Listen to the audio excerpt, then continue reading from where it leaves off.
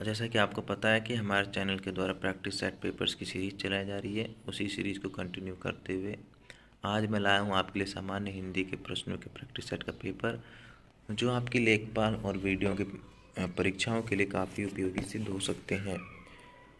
तो समय गवाए बिना हम सीधा प्रश्नों पर चलते हैं और आज के प्रैक्टिस सेट पेपर को सॉल्व करते हैं। देखते हैं पहला प्रश्न। तो हमारा जो पहला प्रश्न है उसका है जो है वो है निरुत्तर होना के लिए उपयुक्त मुहावरा है। जो निरुत्तर होना जो मुहावरा है उसके लिए हमें उपयुक्त एक अर्थ बताना है। तो उसका जो सही उत्तर है वो है जबान बंद होना।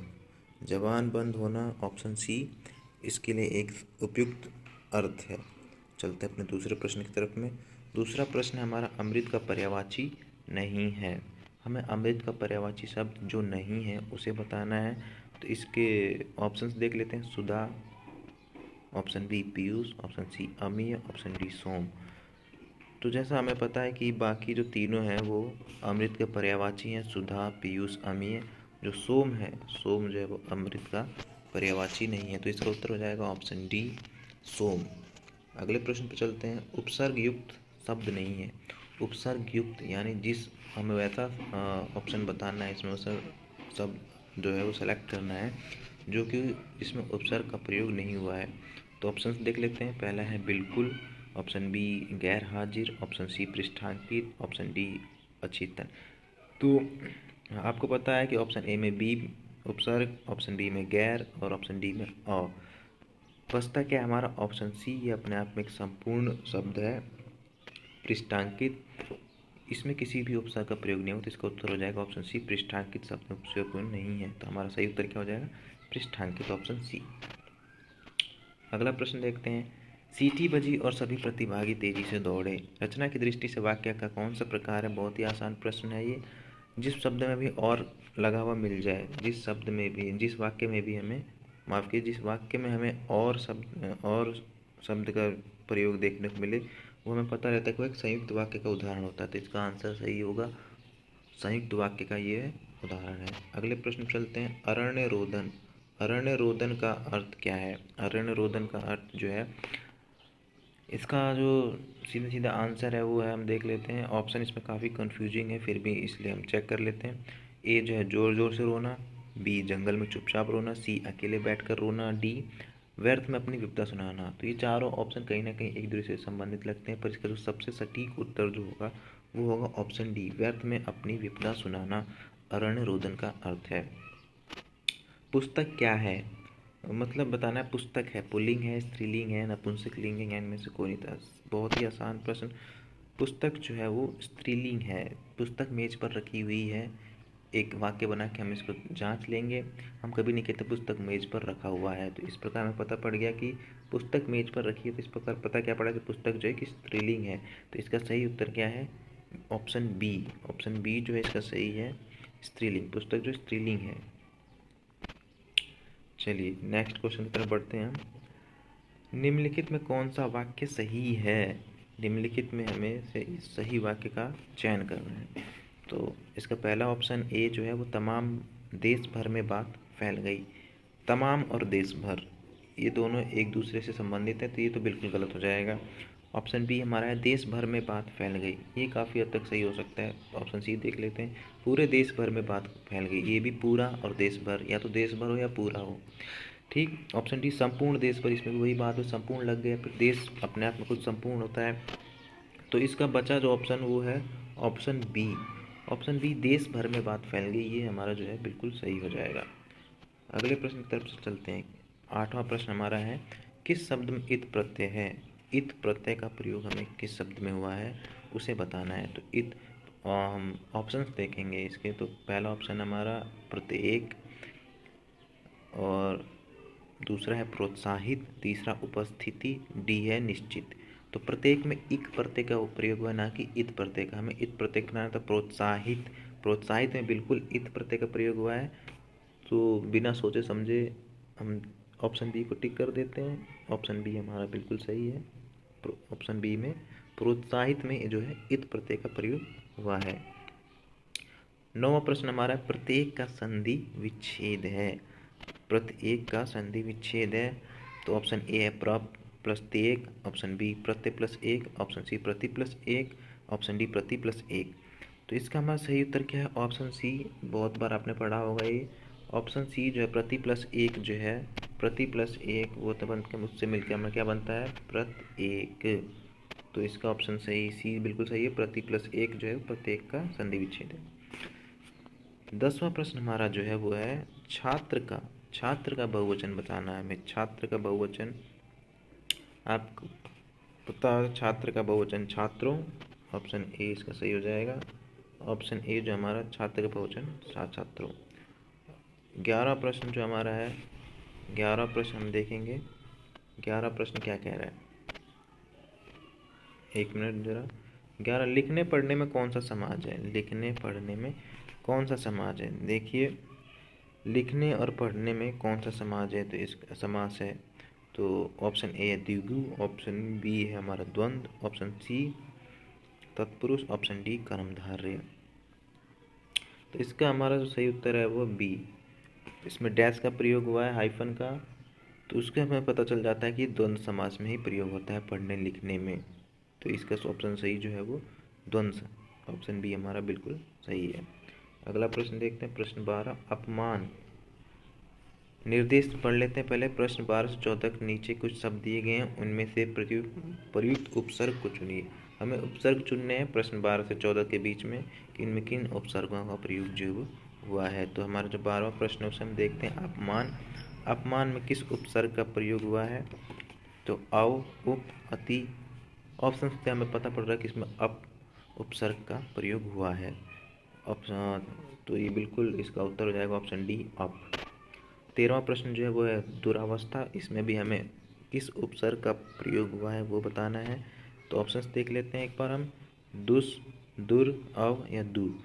हमें पता है कि जो इसमें उपसर्ग है वो है दुर। किसका? दुर। तो इसका सही उत्तर क्या हो जाएगा? ऑप्शन बी दुर। चलते हैं हम 14वें प्रश्न की तरफ में। इसमें भी हमें उपसर्ग का बताना है कि कौन से उपसर्ग का प्रयोग जो वो हुआ है। तो पराजय, हमारा पराजय में कौन सा उपसर्ग प्रयुक्त है? तो वो बताना है परि, प्र, ऑप्शन सी परा या डी ऑप्शन आ। तो इसमें जो प्रश्न 14 का जो सही उत्तर है वो है परा। परा उपसर्ग का प्रयोग जो वो पराजय में किया गया है। अगले प्रश्न की तरफ चलते हैं। 15वां क्वेश्चन हमारा क्या है? 15वां क्वेश्चन है द्विगु समास का उदाहरण है। द्विगु, द्विगु समास का क्या उदाहरण है? माता पिता, ऑप्शन बी यथाशक्ति, ऑप्शन सी नवग्रह या फिर ऑप्शन डी पीताम्बर। तो हमारे द्विगु समास का जो उदाहरण है, द्विगु यानी कहीं ना कहीं आपको पता है नवग्रह संख्याओं से रिलेटेड, तो ये क्या हो जाएगा इसका उत्तर? द्विगु समास का उत्तर नवग्रह। नवग्रह में हमारे द्विगु समास का जो है वो प्रयोग हुआ है। द्विगु समास का एक उदाहरण। 15 क्वेश्चन का आंसर क्या हो जाएगा? ऑप्शन सी नवग्रह। 16वां प्रश्न हमारा है हिंदी किस लिपि में लिखी जाती है? तो ये बहुत ही कॉमन सा क्वेश्चन जो आजकल बहुत ही कम कक्षाओं से पढ़ा दिया जाता है कि हिंदी जो है वो उसकी लिपि क्या है? वो है देवनागरी। आसान सा क्वेश्चन था ये। अगले प्रश्न पे देखते हैं सर्वनाम के कितने भेद होते हैं? ये उससे भी आसान क्वेश्चन। सर्वनाम कितने भेद होते हैं भाई? सर्वनाम के 6 भेद होते हैं। ए ऑप्शन इसका सही है। अगला प्रश्न देखते हैं आकाश पाताल के बीच लगने वाला योजक चिन्ह है, तो ये क्या है? देखिए मैंने प्रश्न में इसका उत्तर बता दिया। तो इसका जो ये सही उत्तर है ये योजक चिन्ह है। ये जो निशान आपको दिख रहा है ये चिन्ह किसका है? तो ये योजक चिन्ह का उदाहरण है। आकाश पाताल के बीच में जो ये चिन्ह लगा पड़ा है ये योजक चिन्ह है। ठीक है। और 19वां प्रश्न देखते हैं हम। यह नई साड़ी है, वाक्य में नई शब्द है।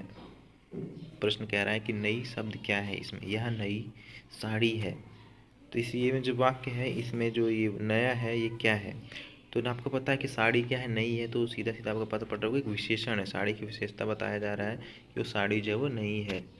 20वें प्रश्न की तरफ देखते हैं। नीचे दिए गए विकल्पों में से तत्सम शब्द का चयन कीजिए। तत्सम शब्द आपको चुनना है। ऑप्शन ए हमारा आम्र, ऑप्शन बी दूध, ऑप्शन सी शहीद, ऑप्शन डी खिड़की। तो 20वें का हमारा जो सही उत्तर हो जाएगा वो हमारा ऑप्शन ए। आपको पता है कि आम्र जो है वो एक तत्सम शब्द है। तत्सम शब्द आपकी परिभाषा क्या है? जो शब्द संस्कृत में स्वयं के, जो संस्कृत के शब्द होते हैं, जिनका प्रयोग जो हम लोग हिंदी में बिगाड़ कर तद्भव शब्दों के रूप में प्रयोग नहीं करते हो, जो कि त्यों ही हिंदी में यूज कर लिए जाते हैं, उन्हें हम तत्सम कहते हैं। तो इसका सही उत्तर क्या है? वो आम्र। आम्र एक तत्सम शब्द है। अगले प्रश्न की तरफ देखते हैं। मृगधर का पर्यायवाची है। मृगधर का पर्यायवाची क्या है, हमें वो बताना है। तो मृगधर का पर्यायवाची क्या है? मृगधर का पर्यायवाची होता है सिंह। सिंह मृगधर का पर्यायवाची है। अगले प्रश्न की तरफ चलते हैं हम। 22वें प्रश्न की तरफ। खिली हुई हवा आई, फिरकी सी आई, चल गई। पंक्ति में अलंकार है। अलंकार हमें बताना है 22वें प्रश्न में कि खिली हुई हवा आई, फिरकी सी आई, चल गई। इसमें किस अलंकार का प्रयोग जो है वो हुआ है? तो अलंकार का प्रयोग हमें बताना है। तो इसमें जो है वो उत्प्रेक्षा अलंकार जो है उसका प्रयोग देखने को मिल रहा है। उत्प्रेक्षा अलंकार का प्रयोग इस वाक्य में हुआ है। तो 22वें प्रश्न का उत्तर क्या है? बी, ऑप्शन बी इसका उत्प्रेक्षा अलंकार का प्रयोग उसमें हुआ है। 23वां प्रश्न का उत्तर हम देखते हैं। 23वां प्रश्न क्या है? पापी मनुज भी आज मुख से राम नाम निकालते। इस वाक्य पंक्ति में अलंकार है। पापी मनुज भी आज मुख से राम नाम निकालते, यहाँ भी हमें अलंकार का प्रयोग बताना है। तो इसमें जो है इसका ऑप्शन देख लेते हैं। विभावना, उदाहरण, विरोधाभास, दृष्टांत। तो इसका सही उत्तर जो है वो है विभावना। विभावना जो अलंकार है उसका प्रयोग इसमें हुआ है। पापी मनुज भी आज मुख से राम नाम निकालते। तो इसका सही उत्तर क्या है? Option A, विभावना। विभावना जी हाँ, बिल्कुल का सही उत्तर है। 24वें प्रश्न की तरफ चलते हैं हम लोग। शांत रस का स्थायी भाव है। शांत रस का हमें स्थायी भाव क्या होता है? आसान सा प्रश्न ये आपको बताएं। शांत रस का स्थायी भाव क्या होता है? निर्वेद।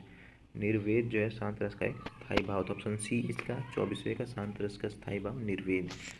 25वें प्रश्न की तरफ हम देखते हैं और आखिरी प्रश्न हिंदी के प्रश्न पत्र का। जुगुप्सा का स्थायी भाव है। जुगुप्सा का स्थायी भाव किसका है? किसका स्थायी भाव है? प्रश्न आपको खुद समझना होगा।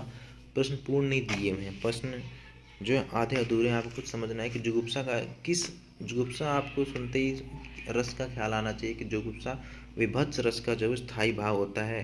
इसको आपको टिक कर देना है। जुगुप्सा स्थायी भाव का माफ कीजिए, विभत्स रस का स्थायी भाव होता है। तो इसका सही उत्तर है 25वें का डी, विभत्स रस का स्थायी भाव क्या है?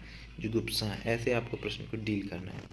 फ्रेंड्स, अगर आपको हमारे चैनल के द्वारा जो प्रश्न पत्र सीरीज की श्रृंखला चलाई जा रही है प्रैक्टिस सेट्स की, इसके मैथ्स के वीडियो भी हमारे सर के द्वारा अपलोड किए जाएंगे। अगर आप मैथ्स की वीडियो देखने में इंटरेस्टेड हैं तो प्लीज़ उन्हें देखें। आपके लिए वीडियोस काफ़ी हेल्पफुल होंगे। किसी भी एग्ज़ाम के लिए मैथ्स आपके लिए इम्पोर्टेंस रखती है।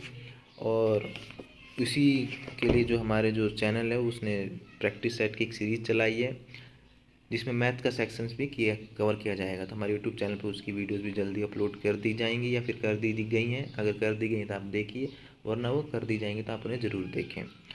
तो ये था हिंदी का सेशन दोस्तों। नेक्स्ट सेशन जो होगा वो सामान्य ज्ञान का होगा, इसी प्रैक्टिस सेट का। तो मिलते हैं सामान्य ज्ञान के सेशन में। तब तक के लिए बाय।